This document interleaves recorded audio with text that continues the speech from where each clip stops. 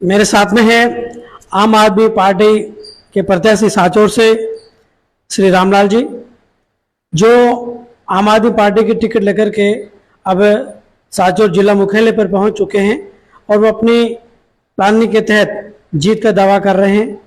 मैं रामलाल जी से चाहूँगा कि आम आदमी पार्टी से जुड़ने का सबसे बड़ा रीजन आपका क्या रहा? सबसे बड़ा कारण तो सर ये रहा कि जो यहाँ की कानून व्यवस्था जब मैंने देखी और जो रोज़ सुनने में आ रहा था, नशा इतना बढ़ गया है, अपराध इतने बढ़ गए हैं कि जंगल राज से कम चीज़ यहाँ नहीं हुए हैं। अब जो गरीब लोग हैं वो बेचारे अन्याय सहन करके अपने घरों में चले जाते हैं, मर्डर हो जाते हैं, नहरों में फेंक दिए जाते हैं। मतलब बहुत शर्मनाक जो कार्य है वो यहाँ हो रहे हैं। और जो मजबूत लोग हैं वो धरना प्रदर्शन करके, जोर लगा करके, मजबूरन होकर के जो है सरकार को उनको न्याय दिलवाना पड़ रहा है। तो एक तो ये बहुत बड़ा कारण है। दूसरा कारण जो है नहर की व्यवस्था है। नहर बहुत बुरी हालत में, ये जब तक यहाँ से तीसरे फ्रंट का व्यक्ति नहीं जीतेगा तब तक विधानसभा में इसकी बात को कोई नहीं पहुँचाएगा, क्योंकि बीजेपी और कांग्रेस दोनों ने अपना अपना हिस्सा खा करके बैठे हुए हैं। वो वहाँ कभी भी किसानों के लिए इस नहर की हालत के बारे में बात नहीं करेंगे। नाले खाले सब बहुत बिगड़ चुके हैं, नहर की व्यवस्था बहुत बिगड़ चुकी है, किसानों को पानी मिल नहीं रहा है। और इसकी वजह से जो है मुझे मैंने ये महसूस किया, क्योंकि मेरी पोस्टिंग चितलवाना में थी, उधर कभी जाना होता था मेरा, तो खालों की जो है अंदर पेड़ उग गए हैं। कितना बड़ा प्रोजेक्ट था, उसका सत्यानाश करके छोड़ दिया है सरकार। जो भी यहाँ चला रहे हैं, जो भी यहाँ मंत्री जी हैं, जो भी विधायक हैं, जो पहले रहे हैं, उन्होंने किसी ने भी इसको कभी महत्व नहीं दिया है। और किसान जो है वो बहुत बेहाल हैं, परेशान हैं, ज़मीनें लेके बैठे हुए हैं लेकिन पानी नहीं है। रामलाल जी, आप प्रिंसिपल के पद पर कार्यरत थे और आपने वीआरएस लेकर के और राजनीति में आने का अचानक फैसला क्यों किया? मैंने सर एक दिन साल भर पहले मैंने एक अखबार में एक फ़ोटो देखा था, जिसके अंदर किसानों ने जो है अपने खेतों में बीज डाले हुए थे और पानी नहीं आ रहा था। तो एक बुढ़े किसान ने अपनी पगड़ी उतार करके वर्तमान जो मंत्री जी थे उनके पैरों में रख दी कि साहब जैसे भी हो हमें पानी दिलाओ, नहीं हम तो बर्बाद हो जाएंगे। वो जब फ़ोटो अखबार में देखा मैंने, तो मेरा मन बड़ा विचलित हुआ और मुझे ये लगा कि ऐसे लोगों की आवाज़ बनने के लिए किसी को तो कुछ ना कुछ करना पड़ेगा। मैंने जो भी उस समय के प्रतिष्ठित लोग थे सबसे मैंने निवेदन किया कि कुछ करो, आप नया कुछ ऐसा काम करो, हम आपके साथ में हैं। लेकिन किसी ने भी मुझे जो है सपोर्ट नहीं किया या उन्होंने कोई मेरे सकारात्मक जवाब नहीं दिया। तब फिर मैंने सोचा कि अब मुझे जो है रिज़ाइन दे करके और मुझे ये काम करना पड़ेगा। लोगों की जो है दुख दर्द है, जो उनका गुस्सा है, उसके लिए मुझे मैदान में उतरना पड़ा, मैं मजबूर हुआ। आम आदमी पार्टी से जुड़ने का ही आपको विचार क्यों है? कांग्रेस यहाँ की मुख्य बड़ी पार्टी है, राजस्थान की भाजपा है, फिर आम आदमी पार्टी जिसका यहाँ राजस्थान के अंदर न वोट बैंक है, न उनकी यहाँ पर इतनी धरातल में पकड़ है, उसके बावजूद आपने आम आदमी पार्टी को क्यों चुना? आम आदमी पार्टी में सबसे बड़ी बात मैं ये कहना चाहूँगा कि केजरीवाल जी ने बहुत संघर्ष करके इस पार्टी को खड़ा किया और उन्होंने बहुत अच्छे काम किए। काम की राजनीति करते हैं वो, जाति की नहीं करते, धर्म की नहीं करते हैं, भाईचारे की राजनीति करके उन्होंने बहुत सारे काम किए। काम करने के बाद में उन्होंने दिल्ली में अपनी सरकार बनाई, लगातार तीसरी बार उनकी सरकार वहाँ चल रही है। पंजाब में उन्होंने जो है अपना भाग्य आजमाया, वहाँ भी लोगों ने उनको हाथों हाथ लिया और आज वर्तमान में पंजाब का जो आर्थिक ढांचा था उसको उन्होंने मजबूत कर दिया है। वहाँ की बिजली व्यवस्था को उन्होंने पूरा मजबूत कर दिया है। 600 यूनिट बिजली वहाँ पे फ्री है, मोहल्ला क्लिनिक वहाँ खोले हुए हैं। और सबसे बड़ी बात है कि वर्तमान में पिछले वर्ष उन्होंने दिल्ली के अंदर आर्मी प्रिपरेटरी स्कूल एक खोला, जिसके अंदर गरीब बच्चे जो रिक्शा चालक और इनके बच्चों को जो है 76 बच्चों को 76 बच्चों को जो है उन्होंने वहाँ दाखिला दे करके उनके लिए जो है सेना में अफसर की भर्ती के लिए मौका दिया। और अभी थोड़े दिन पहले ही एनडीए का रिजल्ट आया, जिसके अंदर 76 में से 32 बच्चे जो हैं वो सेना में अधिकारी बनने की पात्रता पा चुके हैं। तो शिक्षा के लिए केजरीवाल जी ने बहुत किया है और वर्तमान में इस एरिया में शिक्षा की बहुत महत्व जरूरी है, क्योंकि अब लोग जो है देशावर जा रहे हैं, देशावर में भी काम नहीं है। शिक्षित व्यक्ति ही जो है अपने परिवार को ऊपर उठा सकता है। और शिक्षा की व्यवस्था यहाँ बहुत लच्चर है, बहुत बुरी हालत है। यहाँ पर स्कूल खोल दिए हैं लेकिन अंदर अध्यापक नहीं है, फैकल्टी खोल दी है लेकिन अंदर अध्यापक नहीं है, व्यवस्थाएं नहीं है, कमरे नहीं है। तो बहुत बुरी हालत है। इंग्लिश मीडियम कर दिए, मॉडल स्कूल कर दिए, बहुत नाम दे दिया, रंग और ब्रश का बहुत प्रयोग कर लिया। तो मुझे ये बात बहुत चोटती है कि जो व्यक्ति शिक्षा प्राप्त नहीं करेगा, सारा क्षति तो पूरी हो सकती है, लेकिन एक अशिक्षित बच्चा जो है अगले जन्म में फिर शिक्षा प्राप्त करेगा। ये एक बड़ी दुखदायी स्थिति है। परिवार लोग जो हैं उन्होंने मन में संतुष्ट हो गए हैं कि अब हमें ऐसी हाल में चलना है, तो उसको बदलने के लिए मुझे यहाँ जो है ये काम करना पड़ रहा है। सुखराम विष्णु यहाँ से राज्य मंत्री है। कांग्रेस शासन में यहाँ पर जिला भी बनाया, यहाँ कॉलेजें भी खुली है, ITI भी खुली है, काफी कुछ उन्होंने विकास यहाँ करवाए हैं। तो आप उस विकास को कैसे नकार सकते हैं और लोगों के बीच जाकर के किन मुद्दों को आप प्राथमिकता के तौर पर मुद्दा बनाएंगे? मंत्री जी ने स्कूल खुलवाए हैं, सीनियर किए हैं, ITI की है, कॉलेज किए हैं। वर्तमान में अभी उन कॉलेजों को चलते हुए 3 सत्र हो गए हैं। लोग जो है BA करके पास होकर बाहर निकल चुके हैं और इन 3 सालों में कोई भी शिक्षक, कोई भी व्याख्याता यहाँ नहीं आया। बच्चे अपने घर पे बैठ करके उन्होंने पढ़ाई की है। प्रतिभावान बच्चे जो इस धोखे में रह गए कि हमारे यहाँ कॉलेज खुल गया है, हम यहाँ से पढ़ के RAS IAS बनेंगे, उनको वही पासबुकें पढ़ करके जो है उन्होंने नाम मात्र का जो है पढ़ा के उन्होंने डिग्री की है। तो खोलने से कोई सार्थकता नहीं है, उसको हम विकास नहीं कह सकते। स्कूल खोल दिए हैं, स्कूल खोल दिए, उसका अर्थ क्या रहा? अंदर अध्यापक नहीं है, इंग्लिश मीडियम के स्कूल खोल दिए हैं। मैं खुद अध्यापक व्यवसाय से जुड़ा हुआ हूँ, प्रधानाचार्य था चितलवाना में। तो जो है इंग्लिश मीडियम स्कूल खोला तो वहां से बच्चे मेरे पास आ रहे हैं पढ़ने के लिए, क्योंकि बच्चों को कुछ अंग्रेजी समझ में नहीं आ रही। गणित अंग्रेजी में, सामाजिक अंग्रेजी में, विज्ञान गणित अंग्रेजी में, तो केवल मात्र जो है कागजों में जो लिखा हुआ है वो विकास नहीं होता साहब। साचौर में आपने आम आदमी पार्टी की प्रत्याशी के रूप में आप विधायक का चुनाव लड़ने जा रहे हो, तो आपकी मुख्य प्राथमिकता में सबसे टॉप पर क्या रहेगा? मेरी मुख्य प्राथमिकता रहेगी सर नहर का जो स्ट्रक्चर है, और दूसरी है कानून व्यवस्था। मेरा पूरा प्रयास रहेगा कि यहाँ का जो यूथ है वो नशा मुक्त हो और उसके लिए नए रोजगार खोले जाएं, ताकि वो हताशा में नशा ना करके अपने रोजगार में अपने परिवार के, उनके माता पिता के सपनों को पूरा करें। इसके लिए सर मैंने बहुत बड़ी बात होगी ये कहने का, मैंने कनाडा की जो एक कंस्ट्रक्शन कंपनी है उससे मैंने कांटेक्ट किया है।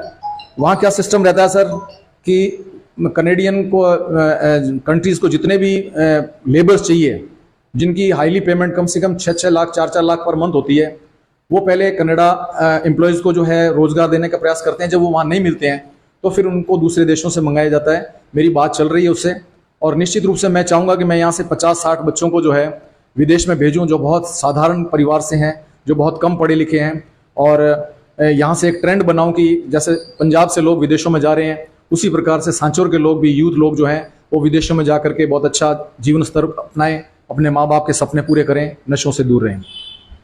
नर्मदा नहर यहाँ की जीवनदायिनी है और यहाँ का जो किसान है वो टेल तक पानी की हमेशा मांग करता रहा है, मुद्दा भी होता है। तो आप लोग टेल तक पानी पहुँचाने के लिए अलग से क्या इस व्यवस्था कर दोगे कि सारे किसानों को टेल तक पानी आसानी से मिल जाएगा, या मिलने के लिए आपकी प्लानिंग क्या रहेगी? सबसे बड़ी बात है सर, यहाँ से विधानसभा में जाने के बाद में विधानसभा में सरकार को ये अवगत करवाया जाएगा कि जो नर्मदा प्रोजेक्ट है वो पूर्ण रूप से उसका ढांचा फेल हो चुका है। एक वहां से जो भी उसके लिए प्रयास करके नई टीम बनवाई जाएगी, नया बजट जारी करवाया जाएगा, और उसको जो है यहाँ पर वापस इसका रिकंस्ट्रक्शन करवा करके और रीसर्वे करवा करके जो भी काम इसमें कमी है उसको पूरा करवाने का पूरा प्रयास करूंगा। और यही मेरा पहला कार्य है। सबसे पहले मैं इस जो पानी, इतना अमृत जैसा पानी आ रहा है, नर्मदा का पानी, उस पानी को सही यूटिलाइजेशन के लिए मैं मेरा पूरा 100% प्रयास मेरा वही रहेगा। सांचौर शहर जो आपने जिक्र किया कि बाढ़ की वजह से हर बार डूब जाता है, यहाँ के व्यापारी वगैरह भी प्रभावित होते हैं, तो सांचौर शहर के लिए बाढ़ से बचाव के लिए, या जो बाढ़ का पानी आता है उसकी बचाव के लिए आपकी क्या प्लानिंग है, आप क्या करेंगे उनके लिए? मैं आपको बताऊं सर कि केजरीवाल जी ने जो है हर समस्या का समाधान वैज्ञानिक तकनीक से ढूंढा हुआ है। दिल्ली के अंदर 100% प्रदूषण को उन्होंने रिड्यूस करके 30% कर दिया है। दिल्ली के अंदर जो है कचरा, जो बिल्डिंग मटेरियल का कचरा था, उसके लिए उन्होंने 3 प्लांट लगा करके उसको रिसाइकिल करके वापस कर रहे हैं।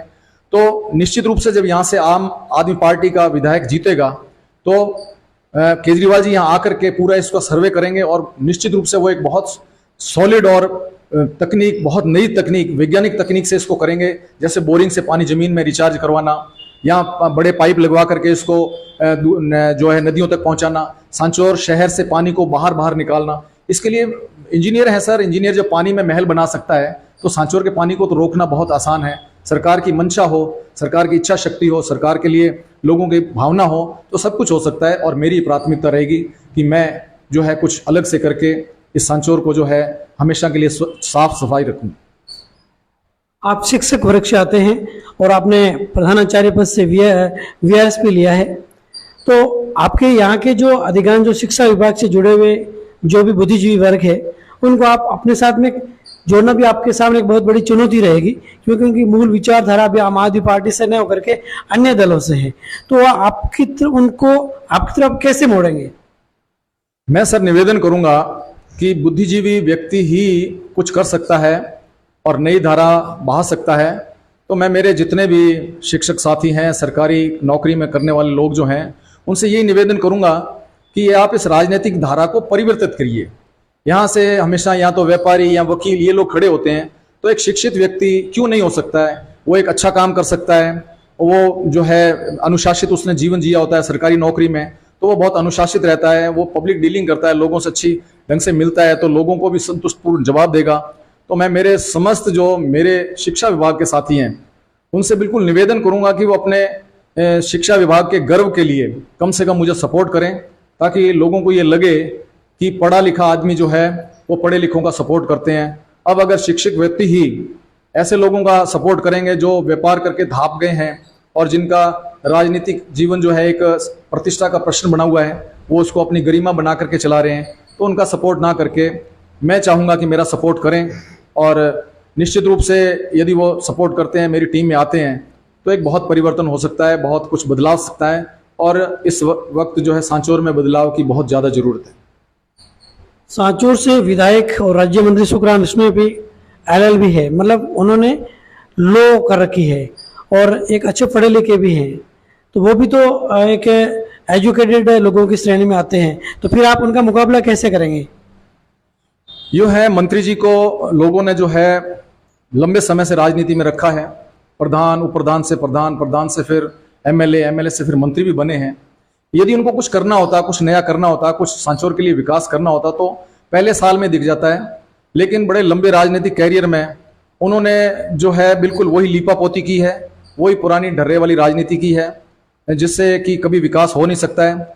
और वर्तमान में उनके द्वारा जो है काम किए गए हैं वो बड़े ही द्वेषतापूर्ण कह सकते हैं, या उनको आप कह सकते हैं कि वो बड़े ही निजी स्वार्थों के द्वारा किए गए हैं। लोगों के साथ जो अन्याय हो रहा है उसके लिए उन्होंने कभी पैरवी नहीं की।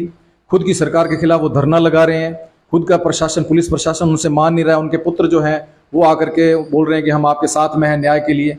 तो उनमें जो कार्य करने की शक्ति है, उनकी इच्छा शक्ति है। मंत्री जी बहुत कुछ कर सकते थे, लोगों ने उनको बहुत मौका दिया, लेकिन अब इतना नहीं दे सकते। अभी जो है बदलाव लाने के लिए निश्चित रूप से किसी ऐसे व्यक्ति को लाना ही पड़ेगा जो विधानसभा में 24 घंटे सांचौर के लिए कुछ न कुछ मांग रखे, उनकी आवाज़ उठाए और सांचौर के लिए विकास कर सके। सांचौर से भाजपा ने देवजी एम पटेल जो सांसद है, 3 बार सांसद रहे हुए हैं। कांग्रेस से सुखराम विश्नोई है जो 2 बार MLA हैं और राज्य में मंत्री भी है। तो आपका मुकाबला किनसे होगा? आप अपना निकटतम प्रतिद्वंदी किसे मानते हो? मैं सही बात ये कहूँगा कि मेरा मुकाबला किसी से नहीं है। मैं चाहूँगा कि विकास हो। मैं जो भी लोगों से निवेदन यही कर रहा हूँ कि आप लोगों ने दोनों पार्टियों के नेताओं का देव जी का भी आपने कार्यकुशलता देख ली। 5-15 साल तक वो MP रहे हैं, उन्होंने क्या कार्य किया हुआ है। श्रीमान सुखराम जी हैं, वो भी जो है लंबे समय से राजनीति में हैं और उनको भी बहुत मौके मिले हैं। वो करने में असमर्थ रहे हैं, उनको उनकी इच्छा शक्ति नहीं रही है और वो विधानसभा में उन्होंने, मुझे नहीं लगता कि कभी कोई प्रश्न उठाया, और प्रश्न उठा भी नहीं सकते क्योंकि नहर का मामला है, अब सफाई का मामला, कितने करोड़ का बजट आया, पानी कोई सफाई नहीं हुई, और भी ऐसे कितने जो है घोटाले हो रहे हैं। नहर के नाम से कितने पाइपलाइन जो है लोगों के खेतों में दबा करके रखे हुए हैं, वो वहीं यूं ही सड़ गए, कोई JCB से कट गए, कोई कुछ भी हो गया, लोगों को उनका पॉइंट भी पता नहीं है। तो उन्होंने कहीं पर भी कोई भी 1 इंच भी आगे बढ़ने के लिए उन्होंने प्रयास नहीं किया। वो ठीक है, राज्य सरकार ने जो घोषणाएं की है उन्हीं घोषणाओं को उन्होंने यहाँ ला करके विकास का नाम दे करके यहाँ काम कर दिया है, तो वो सांचौर उससे संतुष्ट नहीं है। और कानून व्यवस्था जो बिगड़ी हुई है उससे भी संतुष्ट नहीं है। तो इसलिए बिल्कुल नए आदमी की ज़रूरत है। और मेरा अनुरोध रहेगा सब लोगों से कि आप जो है कोई किसी से बंधे हुए नहीं हो, आपको कोई ओढ़बा नहीं दे रहा है कि आपने इधर से इधर क्यों दे दी। आप पार्टी है, काम करने वाली पार्टी है, बिल्कुल काम करेगी, नया कुछ करेगी। और निश्चित रूप से गारंटी देता हूं मैं आपको कि जो मुद्दे हम मिल बैठ करके तय करेंगे, उन मुद्दों को निपटारा जो है बहुत हर समय जो है उसका निपटारे के लिए हम प्रयास करेंगे और बहुत जल्दी उन सबके निपटारे हो जाएंगे जो भी समस्या है सांचौर की। नामांकन के लिए आपने अभी तक कोई तारीख वगैरह तय कर ली क्या? नहीं, अभी तो आज ही टिकट जारी हुई है। अभी तो नामांकन के ऐसा कुछ जल्दी नहीं है। नामांकन भी कर देंगे और बिल्कुल ओपन फाइट करेंगे। सुखराम बिश्नोई कम्युनिटी से हैं, आप भी बिश्नोई कम्युनिटी से हैं, तो समाज का आप पर दबाव भी आएगा कि आप एक हो जाइए और अपने क्षेत्र के मजबूती के लिए इस प्रकार के कई बातें सामने आएगी, तो आप उस वक्त उस परिस्थिति में आप क्या फैसला लोगे? देखिए साहब, ये जो जाति पाति वाला मामला है ये सबसे ज्यादा घातक है। ये इन नेताओं का ही एक बनाया हुआ फंडा है कि हम इस जाति से हैं, उस जाति से हैं। मैं एक अध्यापक हूं, मेरे स्कूल में छोटे से लेके बड़े तक सभी बच्चों को मैं समान रूप से मैंने व्यवहार किया है। और ये मेरे खून में भी नहीं है कि मैं जो है जात पात करके या ऐसा करके कुछ करूं। और दबाव क्यों आएगा? दबाव आने का जो है, दबाव देने की उनको जरूरत भी नहीं है। लोकतंत्र है, कोई भी व्यक्ति अपना बात रख सकता है। और यदि दबाव आता है तो मैं निश्चित रूप से बिल्कुल अडिग रहूंगा और जो मैंने फैसला लिया है वो उसको मैं पूरा करके ये चुनाव तो जरूर लड़ूंगा। चुनाव में आप मुख्य रूप से जनता के बीच में जाएंगे तो क्या मुद्दे लेके जाऊंगा कि मुझे इस मुद्दे पर मेरे को वोट दिया जाए, मेरे पास में ये एजेंडा है? संक्षेप में मैंने आपको बताया ना सर, सबसे बड़ा तो जो नहर का है, दूसरा है कानून व्यवस्था बिगड़ चुकी है, चिकित्सा खत्म हो चुकी है। और सर सबसे बड़ी बात मैं ये बताऊं आपको कि हमारा सांचौर एरिया जो है ये जीरे का सबसे बड़ा प्रोडक्शन करता है। यदि इसको संसार के नक्शे पे देखा जाए तो भी, लेकिन किसी भी सरकार ने या एमएलए या मंत्री ने ये नहीं सोचा कि हम सांचौर के अंदर जो है इंपोर्ट एक्सपोर्ट का काम शुरू कर सकें। बहुत आसान काम है साहब, कोई इसमें कोई जोर नहीं लगता है। इसको कोऑपरेटिव सोसाइटी बनाई जा सकती है। और निश्चित रूप से मेरे जब ये आम आदमी पार्टी ज्वाइन करने से पहले जो मैं दिल्ली में केजरीवाल जी से मिला था तो मैंने बात की थी कि सर मैं ऐसी जगह आता हूँ, तो बोला कि बिल्कुल आपके लिए जो है यहाँ से जो है कोऑपरेटिव सोसाइटी के रूप में किया जाएगा। किसानों से जीरा खरीदा जाएगा, जो रेट होगा उससे खरीदा जाएगा, उसके बाद उसको एक्सपोर्ट किया जाएगा। एक्सपोर्ट करने के बाद में जो एक्स्ट्रा बेनिफिट होगा वो बोनस के रूप में किसानों के खातों में वापस जमा करवाया जाएगा। तो किसानों के लिए सबसे बड़ा फोकस है, शिक्षा के लिए सबसे बड़ा फोकस है, कानून व्यवस्था पे बहुत बड़ा फोकस है। तो सभी जो कमियां हैं उन कमियों को दूर किया जाएगा। केजरीवाल से आप कितनी बार मिले? मैं केजरीवाल से एक ही बार मिला। दिल्ली गया था, वहाँ मेरे जो है राज्यसभा मेंबर थे, उन्होंने मेरी मीटिंग करवाई। मैंने कहा मेरे से मिलना है, तो वो फुर्सत में ही थे। उन्होंने राजस्थान के बारे में मेरे से पूछा कि क्या वहाँ पार्टी का चल सकता है। मैं कहा सर मैं इतना नहीं जानता हूँ, लेकिन मेरे एरिया के लिए मैं ये काम करना चाहता हूँ। और उन्होंने बोला बिल्कुल आपके लिए कुछ ऐसे योजनाएं बनाई जाएगी, वहाँ के किसानों को पूरा लाभ दिया जाएगा। और वहाँ की जो ज़मीन है, पानी है, उस हिसाब से जो है नई तकनीक से, और केजरीवाल जी बिल्कुल नई तकनीक से काम करते हैं। बिल्कुल उनकी एक टीम बनी हुई है, एक्सपर्ट की टीम बनी हुई है। वो टीम यहाँ आती है, जिस भी एरिया में जाती है वो, जैसे कि पंजाब में अभी वहाँ चावल की खेती को बंद करने के लिए उन्होंने एक टीम भेजी और वहाँ मूंग की पैदावार बढ़ाई जा रही है, क्योंकि चावल की जो पनीरी है उससे पीछे जो रहता है उससे प्रदूषण हो रहा है, दिल्ली तक प्रदूषण आ रहा है। तो उसके लिए उन्होंने किसानों को कहा है कि आप 1 एकड़ में कितनी पैदा लेते हो, मूंग बीज करके जो एक्स्ट्रा पैसा आपका कमी रहती है वो राज्य सरकार उसको पूरा करेगी। और वहाँ के लोगों ने अभी बड़ी रुचि लेकर के मूंग पैदा कर रहे हैं। जो दाल जो है हमारी शॉर्टेज हो रही है, दालों की कीमत बढ़ रही है, उसको कर रहे हैं। तो उनका काम करने का बड़ा ही वैज्ञानिक तरीका है और सबसे अलग हट करके काम करते हैं और काम ही करते हैं बस, और उनके लिए कोई दूसरा मुद्दा नहीं है। अंत में चलते चलते आप युवाओं, महिलाओं और यहाँ के मतदाताओं को क्या निवेदन करना चाहेंगे? मैं पिछले 33 साल से अध्यापक का कार्य कर रहा हूँ और इन 33 साल में मेरे बहुत सारे स्टूडेंट्स जो निकले हैं, जो आज अच्छी पोस्टों पे भी हैं, आरएस भी हैं, कॉलेज लेक्चरर भी हैं, प्रिंसिपल भी हैं। मैंने हमेशा यही प्रयास किया है कि मैं इन यूथ को सही मार्ग पर लेके जाऊं, वो अच्छा कार्य करें। और मैं चाहता हूं कि सांचौर का यूथ जो है वो मेहनत करके ईमान की रोटी खाए। उनके लिए कोई भी कमी है उसको जो है पूरी की जाएगी, उसका हल ढूंढा जाएगा। रोज़गार जो सबसे बड़ी समस्या है उसके लिए भी नया जो है कुछ ऐसे रास्ते ढूंढे जाएंगे। यदि युवा को रोजगार मिल जाए तो वो कभी भी बड़ा अनुशासित रहता है, बड़ा प्रेम से रहता है। तो यो रोजगार नहीं है, व्यवस्था बिगड़ी हुई है, तो यूथ भी क्या करे। तो ये थे रामलाल बिश्नोई, आम आदमी पार्टी के प्रत्याशी साचौर से, जिन्होंने अपना एजेंडा और अपना विजन बताया कि मैं विधानसभा चुनाव 2023 में आम आदमी पार्टी के प्रत्याशी के तौर पर यहाँ से विशेष मुद्दों को लेकर के और जनता के बीच जाऊंगा और कामयाबी हासिल करेंगे और यहाँ से आम आदमी पार्टी की जीत अंतिम रूप से विजयी होगी। आपका बहुत बहुत थैंक यू। धन्यवाद भिंड जयराम जी।